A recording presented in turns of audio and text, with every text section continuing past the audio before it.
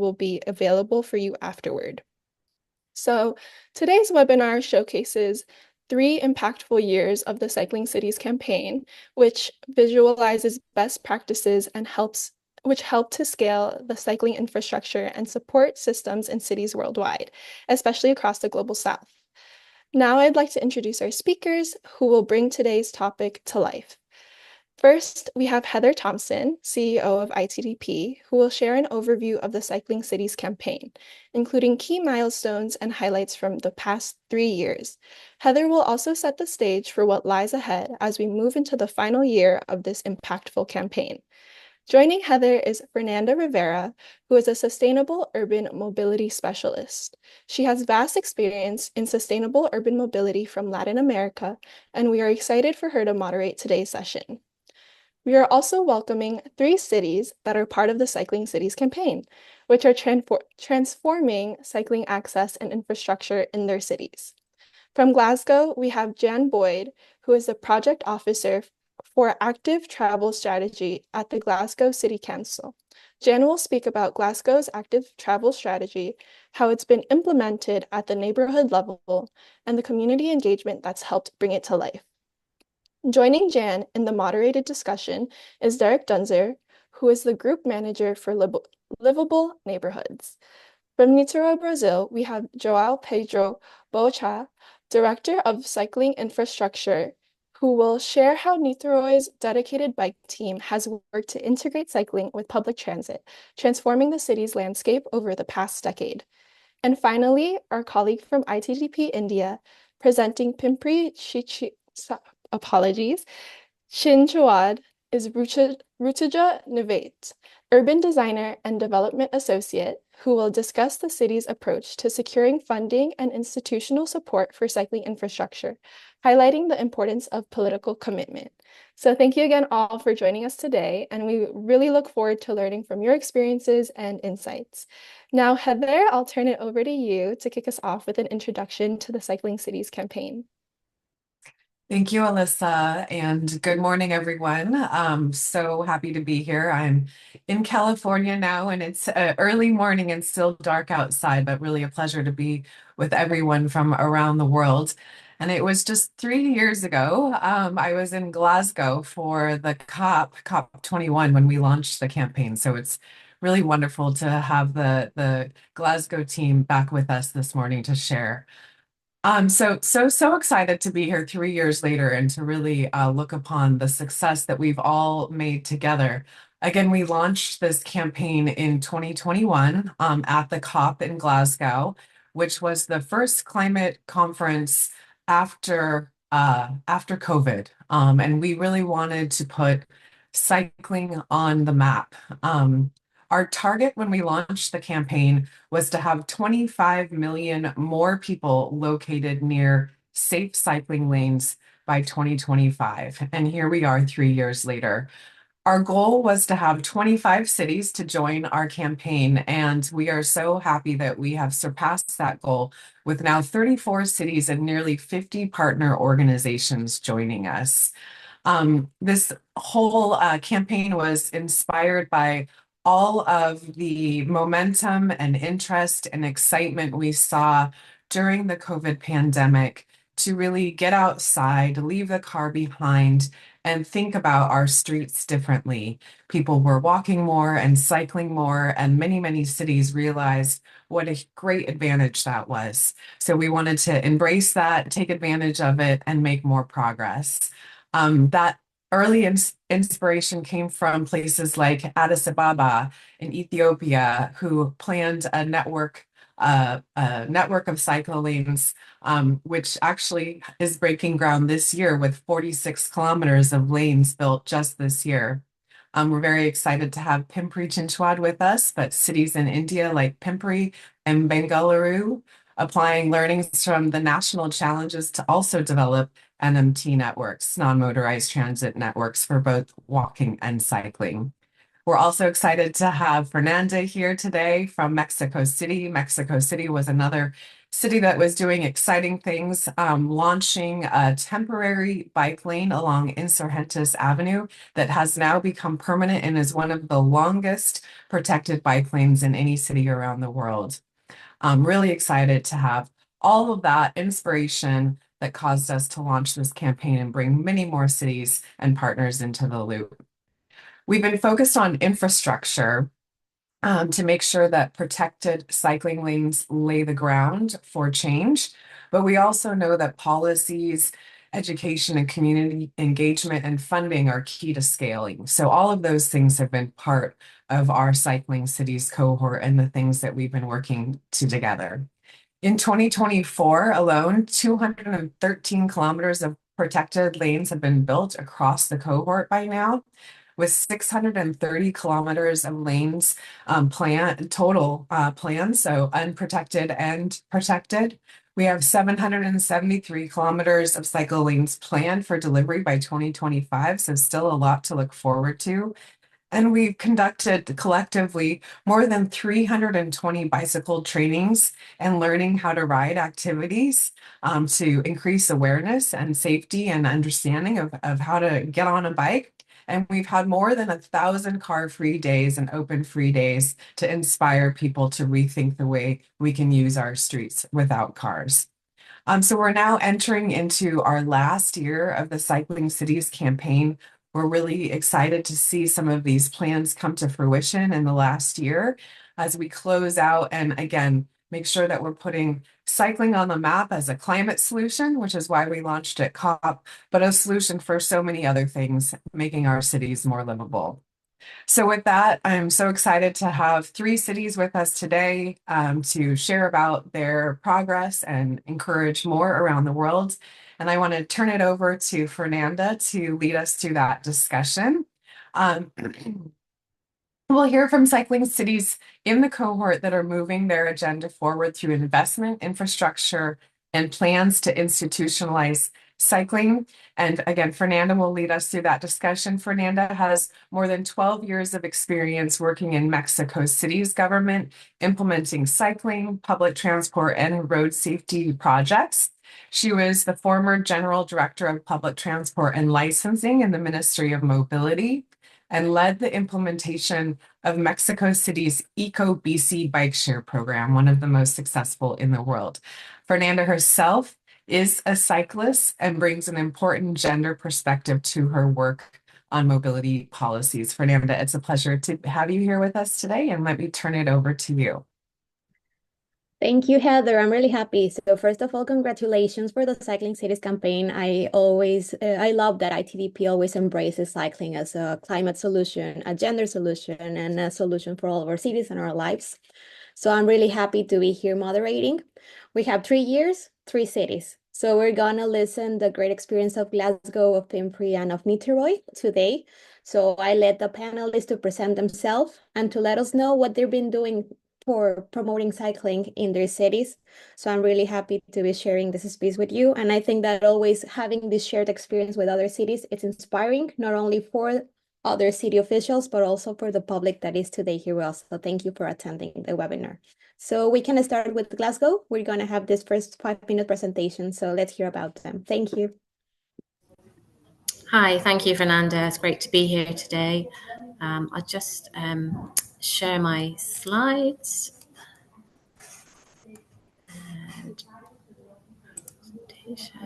And bear with me a second. Using my mouse.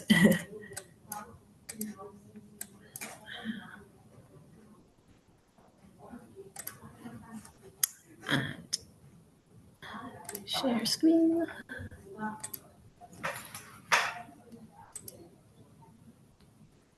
Yeah. Can you see that now? Yeah. That's great. Okay. So thank you, everyone. It's great to be here. I'm Jan Boyd. I'm a project officer at Glasgow City Council, and I work on the active travel strategy. So here today just to present a few few slides on some of the progress we've been making in the city. I thought because of the international audience, it might be as well to just set a little context about Glasgow. We're obviously on the west coast of Scotland, on the banks of the River Clyde, the largest city in Scotland, post-industrial, population of around 635,000, but regionally 2 million population.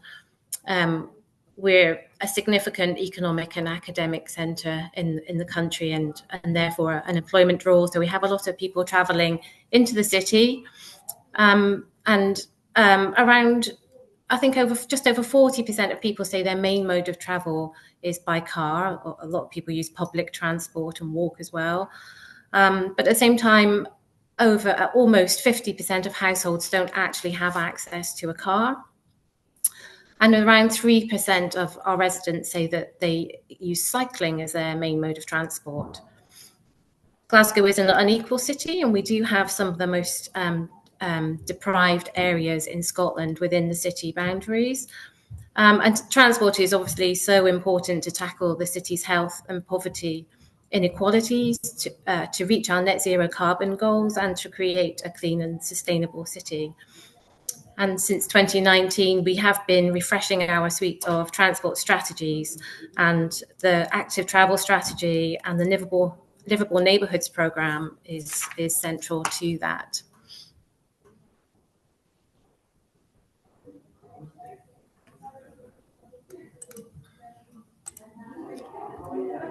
Sorry, I couldn't get the slide to move on. So how have we been delivering on active travel? Well, in the past few years, we have been delivering on our City Ways programme. City Ways are active travel corridors which radiate from the city centres to some of the compass points of the city, and they really focused on commuting journeys.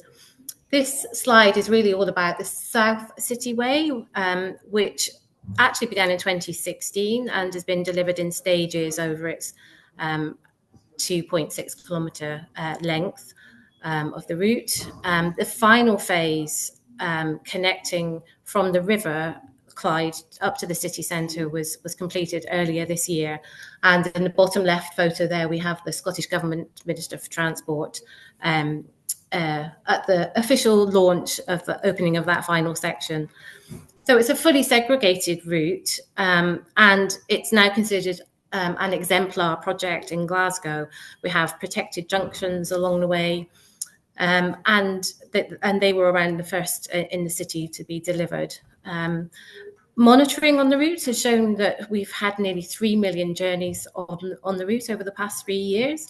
And separate monitoring has shown that at times the route accounts for 13% modal share. And the busiest times for cycling are during commuting times. So it's showing us that investment in good infrastructure does get results.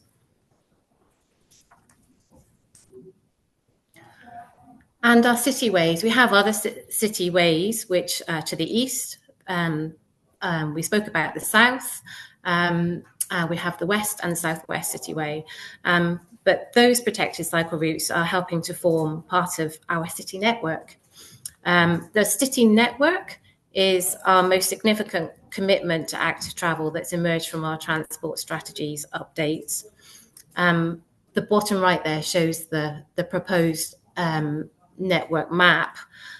It's 270 kilometres of protected on-road route, which makes it usable 24/7, 365 days of the year. And alongside, there's improvements to the pedestrian environment as well. It's a comprehensive network, so making it very functional. It connects neighbourhoods around the city to each other, as well as connecting people to the city centre. It provides safe, active travel journeys to key amenities and drivers of travel, like businesses, retail, education, and cultural destinations. So these slides are really about the first phase of the city network, which we've been consulting on over the summer. You can see our pretty innovative beacon, as we call it. It's a travelling map, and that was travelling along the route in the inner north and the south, which are the first two areas of the city network. So they were stopping off at points. It was not pre-advertised, so we could meet people on the street, and these were people who were probably unlikely to go to a formal consultation event. The two areas are 56 kilometres, and the beacon has really helped to make the engagement as accessible as possible.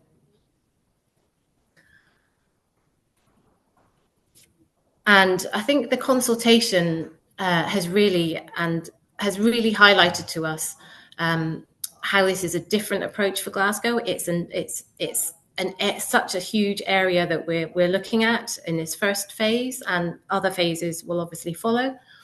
And I think traditionally we have focused on a single route for consultation, so this is really a game changer for Glasgow. And my last slide. So there is a huge amount of other work going on in Glasgow with our city ways, the city network. We have the Avenues project in the city centre. We have our what we call connecting area-wide projects, to mention just a few. But we have also had 3 iconic active travel bridges delivered in Glasgow in the past few years. The bottom left is the Sight Hill Bridge, which connects from the city centre over a motorway to an area of redevelopment in the north of Glasgow. And the bottom right picture is the Stockingfield Junction, which is over the canal in the northwest of the city, and reconnects 3 communities that have been disconnected for hundreds of years. But I wanted to speak about the top picture, which is the Govan Partick Bridge, and that was opened very recently in September. It's over the River Clyde and is a historical reconnection of the 2 communities on the north and south banks. And it's been met with a fantastic reception. There were 2 community celebration events taking place on both banks of the river to open the bridge. It's one of the longest opening active travel bridges in Europe.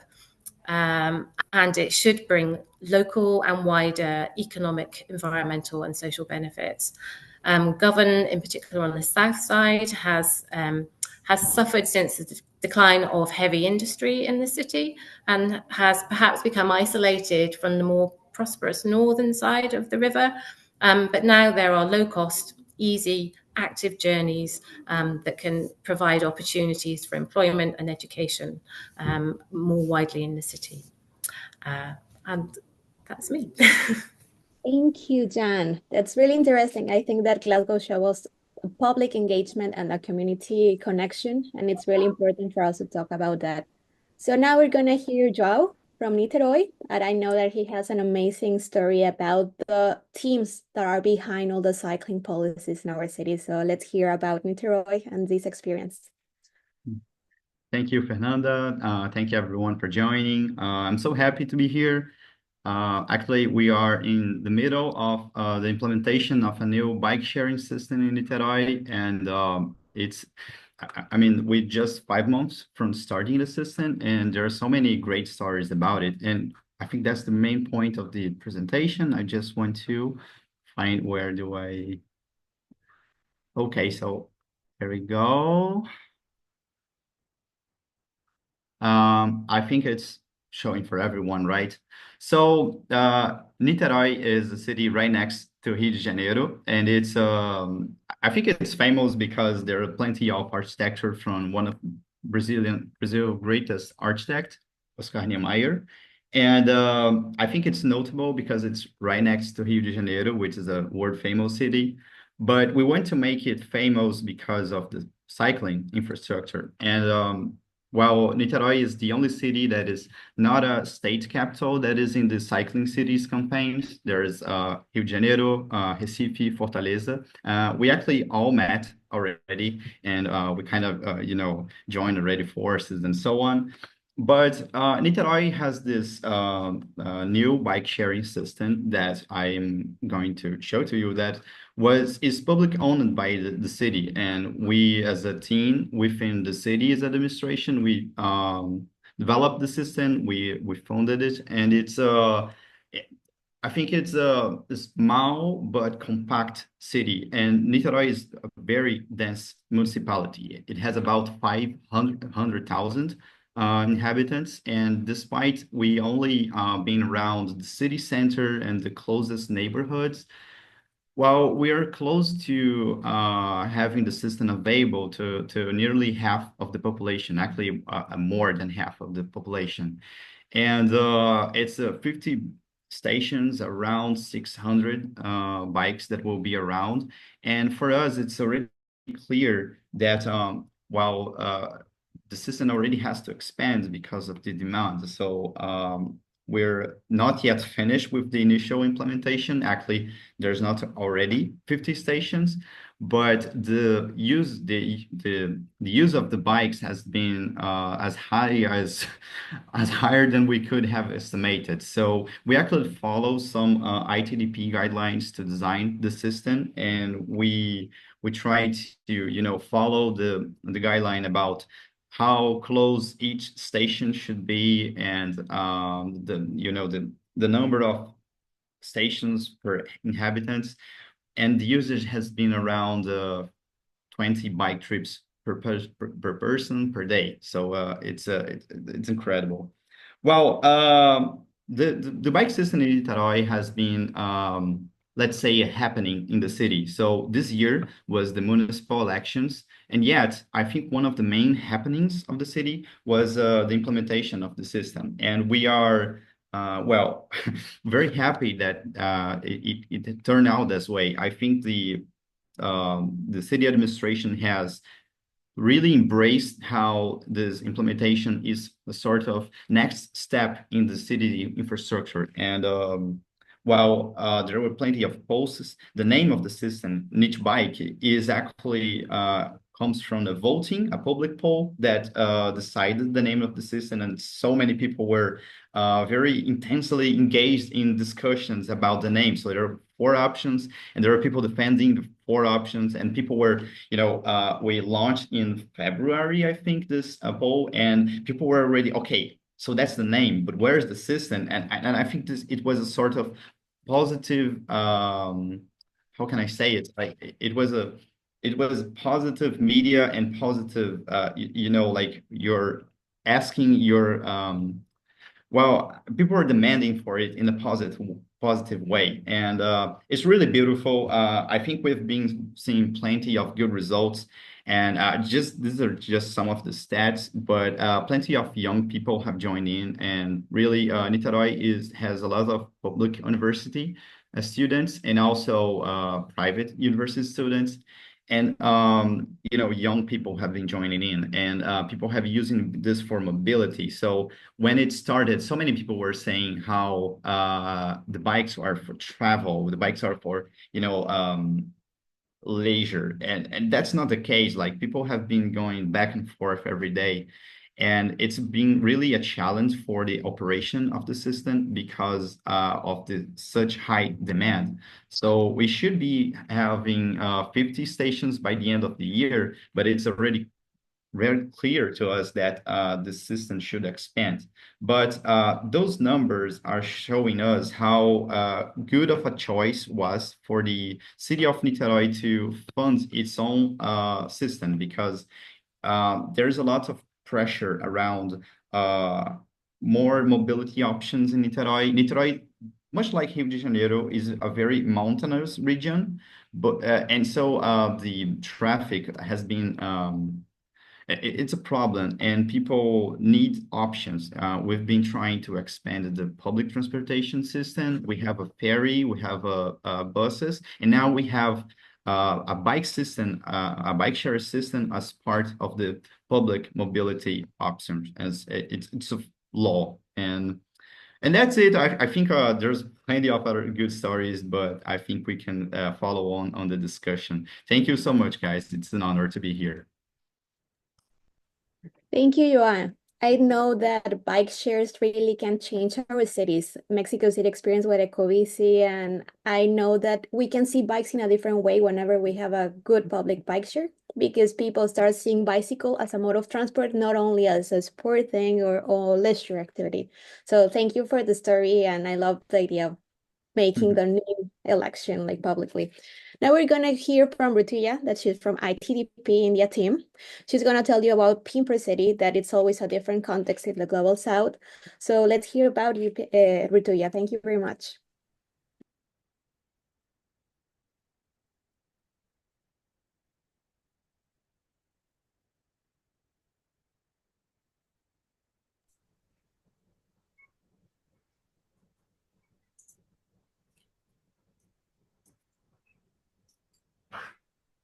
I hope my screen is visible.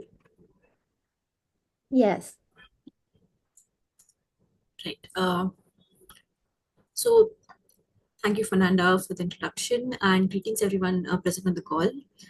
It's really exciting to be here along with this panel and speaking about cycling in particular, and also representing Pimpri Chinchwad, an Indian city in this cohort here. So today I will be speaking about Pimpri Chinchwad, an Indian city that has set on this very exciting journey to expand the walking and cycling infrastructure in the city. I will be particularly focusing upon how the city is financing these initiatives and also the innovative measures that the city has been undertaking for doing so. So, context about Pimpri Chinchwad. Pimpri Chinchwad is around 181 square kilometers wide, and essentially an industrial city. It is now slowly growing into a residential hub. The population in the city has been continuously growing, with the current population close to around 2.4 million people. And so, with all of this, the city is now very determined to transform itself into a very walking and cycling friendly city. And to do so, it also has set out very ambitious goals through its non-motorized transport policy, which was adopted back in 2021. So back then, the modal share was around 33% of people were walking and cycling, 17% people were using public transport, and 50% people were using private transport. The goal that the city has identified for itself says that by 2036, 90% of the total trips that are made in the city would be by either by walking, cycling, or by public transport. And towards this goal, the city has also identified certain quantifiable indicators, I would like to say. And today, for today's discussion, I would like to bring everyone's attention to this particular indicator, which says that around 100% of the streets shall be made safe for cycling. So, having said that, the city has already started working towards this journey, and so far it has created over 100 kilometers of healthy streets. Like you can see in these photos, segregated walking and cycling infrastructure has been initiated, like implementation has been initiated citywide.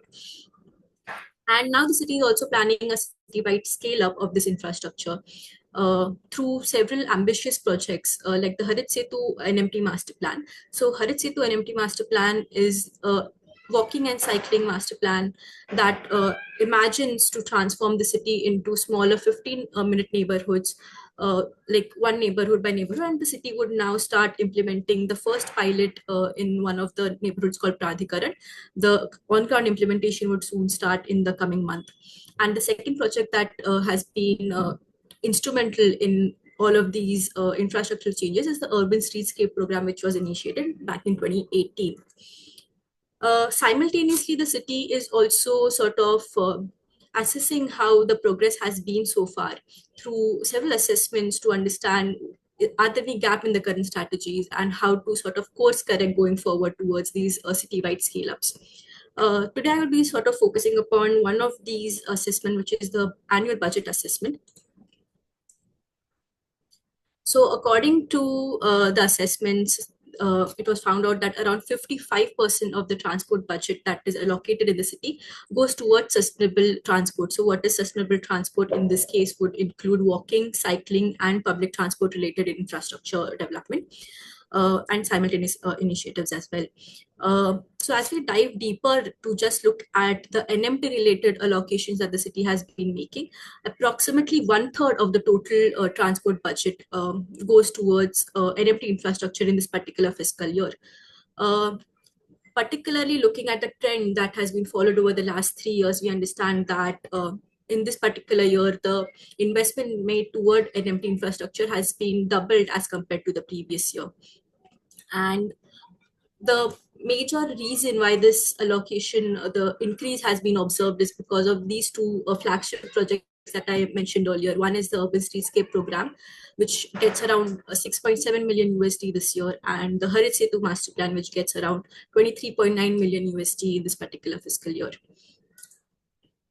Having said that, the city also identified that all of these increases towards the location made towards NMT infrastructure in the city are not really sufficient to meet its to achieve its NMT policy goal of 90% trips made by walking, cycling, and public transport, and that the city would need at least 42 million USD per year towards street development alone. And having identified this gap, the city is now trying to sort of tap into several external sources of funding. So here in blue, what we have highlighted is the PCMC's internal funding, which are coming through the municipal budgets.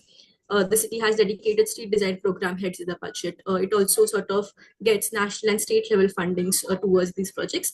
And additionally, going forward, the city is also sort of tapping into several other national and international competitions, particularly the Streets for People and the Cycles for Change national level challenges that ITDP was also hosting. Bloomberg Initiative Cycling Cities, that was something, an international grant that the city received for its Harit Setu Master Plan again. The city is now also looking at market-based funds and also international bank loans. I would like to also highlight that PCMC is the first urban local body in India to raise funds through green bonds for non-motorized transport in the city. So yeah, that is how PCMC is sort of trying to fund its non-motorized transport infrastructure scale up. That was it from me. Thank you. Thank you, Rutu. It was really interesting because I always think that if you don't have funding, you don't have public policies. So you need to have your budget where your goals are. So I think that the example of Pimper is really interesting. Now we're going to have some questions and open discussion. I think that we're going to take into consideration some of the questions that you submitted in your registration form. So hopefully you're going to feel your question represented. I want to start with Joa. I know that bikeshare has had a lot of questions right here.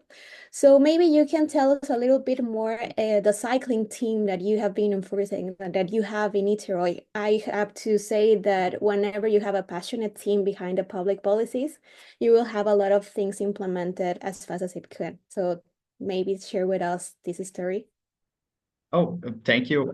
This is a team that was created in 2013, and it was done by Dan, the vice mayor of the city. And this guy is currently the mayor in the city, and he is a bike mayor, you know, like he's a bike activist since the 80s, and he created with this kind of passion when he did it. I've been there for 6 years, going to the 7th year now, and actually I've met a lot of people that are very passionate, and I think the mayor of the city, his name is Axel Grael, he's in the COP 29, and I think he transmitted this passion to this kind of the policy. So I think we act a lot as both activists and public servants. Yes. So we do it on the inside because we know we have to convince a lot of colleagues about the importance of cycling infrastructure, funding, also for walking as well. But we also act as activists outside of the public structure. So we are always on the streets talking to people and being available, both to cyclists and non-cyclists. And I think this makes a lot of change to the perception of the cycling policies in the city. It's a main and a key factor that you need to take into consideration whenever having these cycling policies. You might not have the biggest team, but you can have this governance of people that are trying to get things implemented. So thank you. Another thing that I want to put here is like the community engagement of Glasgow. I find amazing this map and the name of your city ways, because I think that we usually think of cycling infrastructure as something that is separated to the city. But now we're thinking that cycling, it's a city way of seeing and sightseeing our cities. I know that sticking to a plan is usually hard whenever you're in the public of as a public official. So can you share with us, Jan and Derek, these good elements of having a plan and how it has helped you with community engagement and having more people involved in participating for cycling infrastructure in Glasgow? Thank you. Yeah, thanks. So, I mean, we started developing the active travel strategy back in 2021, and we consulted on it, and in late 2021, and it passed at the city committee in 2022. And from that, we've developed other strategies. So we have a behaviour change strategy, we have a cycling and urban sports strategy, and we have two delivery plans for the city network as well. So we have the interim plan, which set out really the design features and the look and feel of the network. And then we have what we call the final delivery plan, which sets out the phases for delivering it on, across the city. And I think really that developing the strategy gave us a clear vision, and that helped us to gain political support in the city. We actually wrote it as we're a small team in the council, and we did most of the writing of all these strategies ourselves, and so I think that helps with officer commitment to it as well within the city council, and it helps to integrate that into wider city policies and strategies as well. But I think as we go through the various stages for the inner north and south, for instance, is the first main area. That's 56 kilometres together. But we have the recent consultation we did was a non-statutory consultation. But we want the people of the city to feel like they own it, that they can make suggestions to features of the network that would help them or encourage them to take up cycling or to cycle more, and how they feel it could benefit their communities. So yes, I think I'm trying to say that it's great having that strategy there, that everything sort of pins from that. I don't know if you want to add anything, Derek. I think, as Jan mentioned and the previous speaker, it's hugely critical to have that political support in terms of the work activity. So we were very fortunate that we had a very passionate cyclist who was coincidentally the convener, Anna Richardson at the time, for us. And that helped immensely, and it helped to drive through the momentum in the various sort of tiers of hierarchy that we have above us, in terms of directorate, etc. support. But as Jan says, and it sounds clunky, but we are currently doing non-statutory engagement. The process of the design and then subsequent delivery of the cycleways, we do have to do what's referred to as traffic road orders. We do have to look at loading bays. We do have to look at parking for disabled, etc., etc. But we really wanted to be out there from the beginning. And so we've gone over and above the engagement that we have to do, because it's absolutely critical that we get that buy-in from the beginning. So we're actually wanting the neighbourhoods seeing what's happening on one side of the city, saying, but we want that too. We want that opportunity as well. So it sort of generates its own momentum. And we now have much more community support and buy-in rather than we do from those who are against us or caught up with the whole conspiracy theories, which unfortunately we do get caught up, particularly with livable neighbourhoods and 20-minute neighbourhoods. So it gives us that momentum. And at the same time, we do dampen down what we refer to as white noise, all that negativity, So we will respond to it in a positive manner so that we're keeping the message positive the whole time, whilst being truthful, definitely. Thank you, Jan and Derek. I find amazing because we always know that you can plan something, but the implementation is quite different on the street. So having this idea of planning community engagement, I think is really inspiring for other cities. Now, Rutuya, you gave us great examples of funding. I think that it might be interesting to hear not only about the public funding, that is the one that we usually have in the cities, but all these different sources of funding, international banks, the technical assistance that we can have, maybe a good experience from Pimpri that can be shared with other cities. Yeah, so about that, like we said, the city sort of assessed that the city, there was some lacking gap between the needed infrastructure, the investments for this infrastructure, and the capability of the city to sort of invest that kind of things. Uh, so firstly, there were several competitions which were happening at national and international level. The city saw these competitions as opportunities to sort of gain funding. So to name a few, there were national competitions such as the Streets for People and the Cycling Cities competitions that were happening through the national government.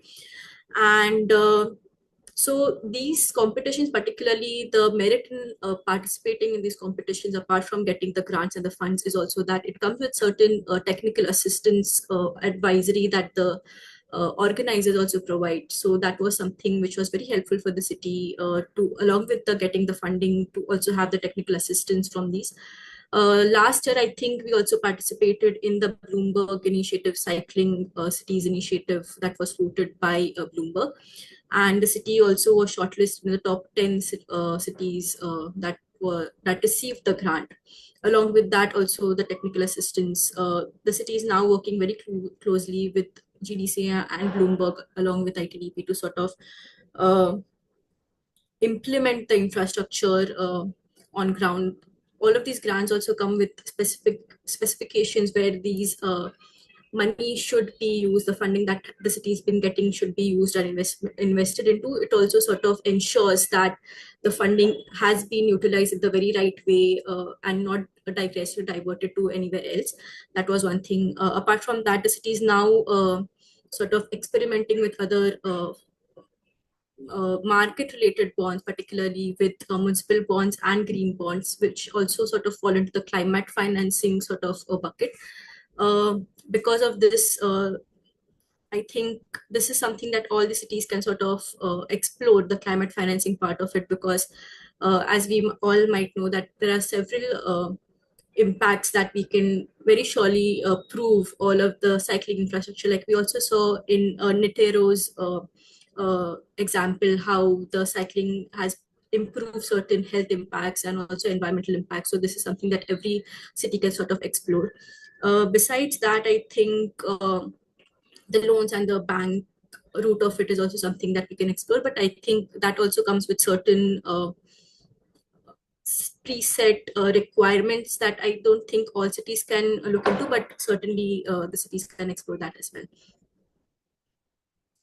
Oh, one more thing I would like to add. I'm really sorry about that. PCMC has this very interesting initiative about a participatory budget, where it also sort of crowdsources where the funding should be allocated towards. That is one initiative I think all cities should look into, because that also ensures that is aligned with the city's demands of sort.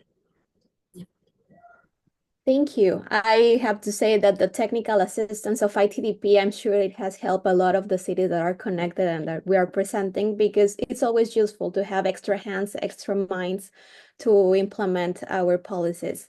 So I want to ask a general question, the city that wants to answer, because we usually share our successes.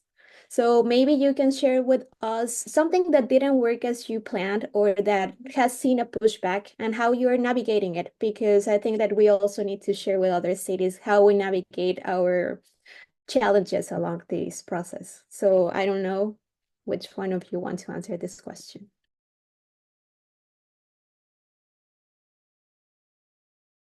Joao. Okay.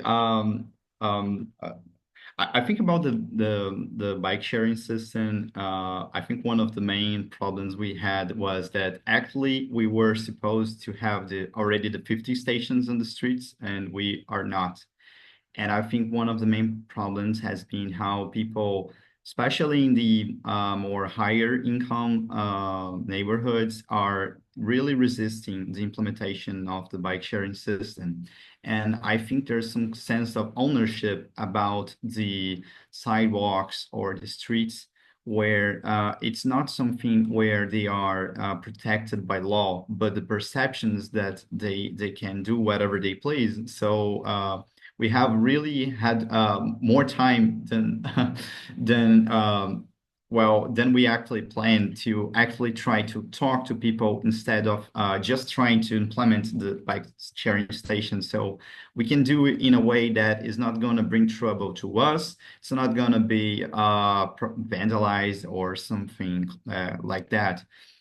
So we had to adopt this much slower approach to the implementation of the bike system. And honestly, it's been like that ever since we started with the bike lanes. So it's nothing new to us. And so it's actually a continuation of another problem, honestly. And I think most people can relate to that.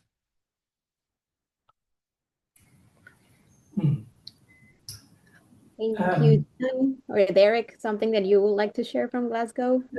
Yeah, I think I mentioned there briefly that some of our work activity gets caught up with conspiracy theorists to do with 20-minute neighborhoods, 15-minute neighborhoods, that we're trying to ban the car or et cetera, et cetera. And one of the things that we as a team do on the both livable neighborhoods and the development of the city network and the wider activity that Jan mentioned in the active travel strategy is that we are completely open and honest, and all of our activity is online, all of the documentation is online, and we just confront head on where we come across the negativity. Now, we mentioned there, Jan had a slide on the inner north and south. With the advent of social media, you can sometimes it can happen very quickly. So within some of the public engagement sessions, there was a Facebook page that ended up roughly 80 to 100 people suddenly descended on one of the public engagement sessions, which we had publicly advertised. And a lot of it was all down to misinformation. So the consultants had to just deal with that front and center. And it did cause a bit of a commotion. But what was interesting was that as well as it being negative, we also got positivity from that. Because in that local area, there's a grouping called the Shawlands Bike Bus, which is basically a primary school where the adults come together, they form a sort of protective ring around the kids cycling on the main roads, and they take control of the space and they take their kids to school. Well, they were so concerned on hearing of an issue earlier in the week that they made a point of coming well out with their area and brought all the kids to meet the consultants and ourselves at the next venue to say, no, we support you. We are wanting to support the work that you're doing. So I think, something that we've learned is that definitely to be completely open and transparent on the activity that we're undertaking. That's a huge positive for us. Thank you, Derek. And Ritu, yeah, we have a question here in the Q&A that it's about how easy is when you have a support of your leader, but how can you overcome the challenges when not everyone is really keen on cycling? And I think that maybe ITDP, that is this NGO that is trying to promote cycling, can tell us about this experience whenever you see a city that is not that open to cycling policies. Fernanda, sorry to break in, but could you please repeat the question? Your voice was breaking a bit. Yeah, sure. We have a Q&A that it tells like, it's very wonderful when you have the support of leaders and they are already in the mindset. What about when it is the opposite? And maybe the ITDP experience of having more cities convinced on this cycling city experience can be shared with you whenever it's not as easy.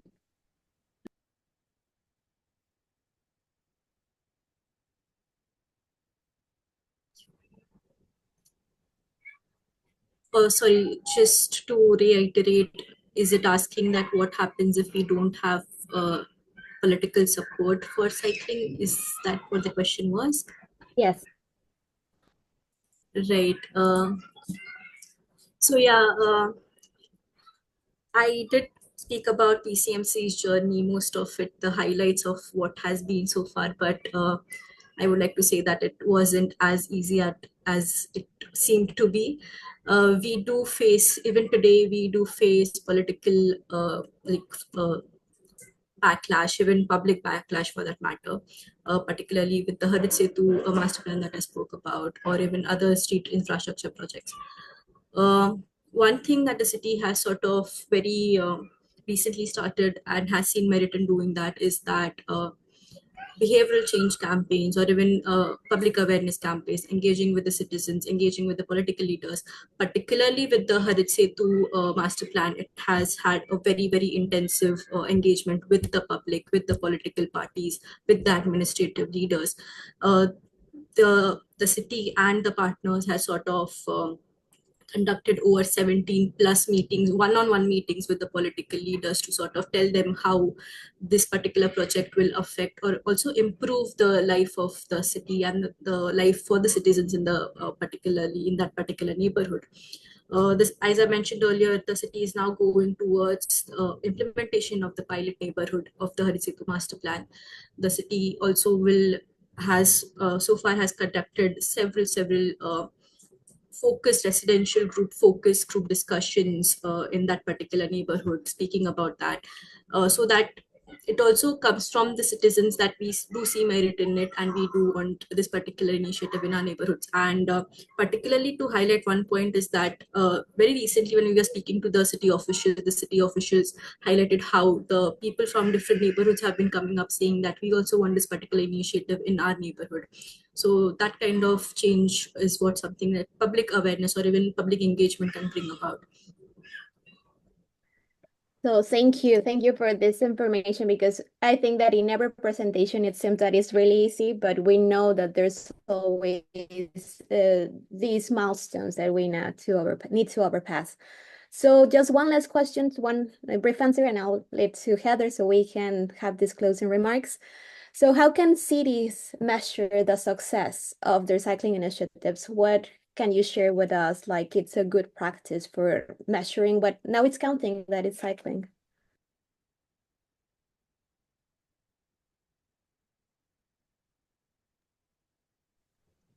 Like we can start with Joao, then Jan, and then Rutuya, just like a brief remark. Oh, okay.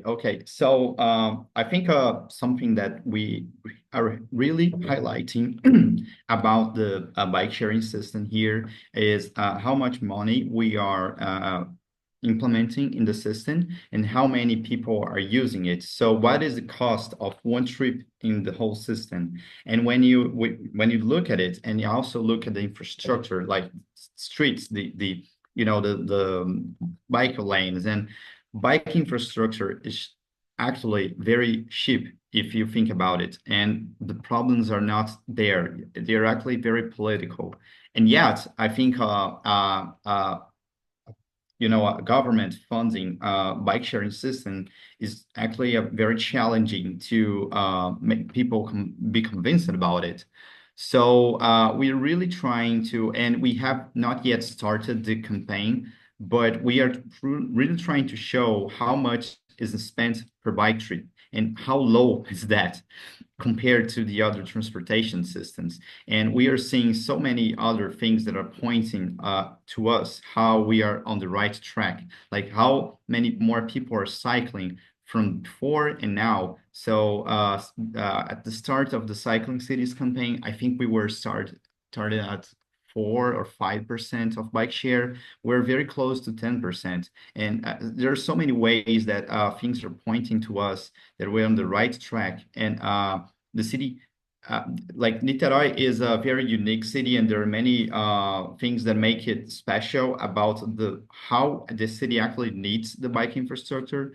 And so we are trying to show how cheap is actually to make that transition. And I think it's a good way that Niterói can measure it, because we're not going to have a very big number of cycling infrastructure. Like currently we have 80 kilometers. We had close to 70 when it started in 2021. So it's not a very big city, but the infrastructure is close where people are living. The infrastructure is very accessible. And I think this is where we can measure the success in such a small city compared to others, of course.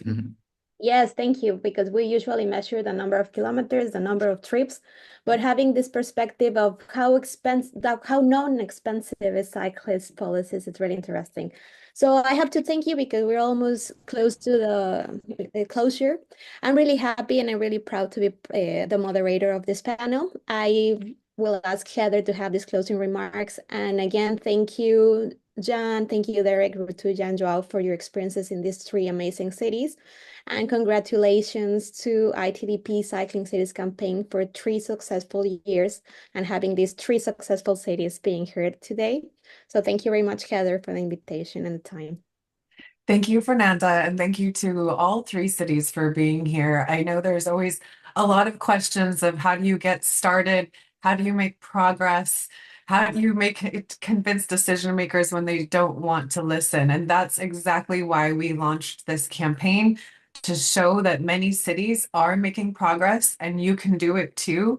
The leadership has to start somewhere, and we have to make long-term plans and work little by little to convince people that it's the right way, and just keep working at it. So find the leadership in your city. It might be you.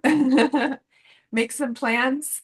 Try to get some money from your city for investment and even other grant programs. And, start with little things, street closures, training programs, little things that can motivate you to get more people on your side and increase the leadership in your city. Again, there are so many cities around the world, not just in Europe, as we tend to hear, although we're glad to have Glasgow on board with us, but there are cities all over the world, in Africa, India, Asia, making a difference. So you can too, and that's exactly why we launched the campaign with a few years committed, so that we can watch the progress, inspire all of the cohort cities and everyone around the world to follow. So thank you for joining us today. Thank you for all being part of the ride for the last 3 years. And we're looking forward to what we can accomplish in the next year. And please let us know how we can help you, or if there's things that we can do in this last year. That's what we want to do with the Cycling Cities campaign. So thank you, everyone out there, for your leadership. Thank you. Thank you. Take care. Just very quickly, just a plug for our next webinar. We have a webinar upcoming with the city of Tianjin as part of our STA 2024 programming. So visit the link that's been dropped in the chat to sign up. And thank you again to everyone for the talk today. And we also have more cycling resources available on our website about the campaign and infrastructure and things of that sort. So thank you again, everyone, and have a good day. Thank you, Alyssa. Thank you, everyone. Have a great day. Bye-bye. Thank you, guys. Thank you. Bye-bye. Bye.